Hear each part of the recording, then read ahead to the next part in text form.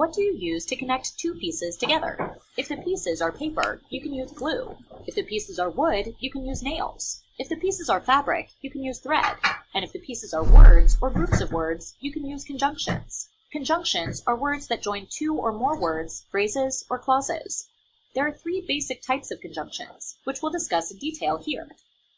Coordinating conjunctions are one-word connectors that sit between the two words, clauses, or phrases they're connecting. There are 7 coordinating conjunctions: and, but, or, nor, for, so, yet. These conjunctions join equal parts. For instance, this could mean joining two nouns, bread and butter, or it could mean joining two clauses. Julianne forgot her lunch, so her mom brought it. Correlative conjunctions are words that join forces with other words to make connections. So they come in pairs, such as both and, either or, neither nor, not only, but also.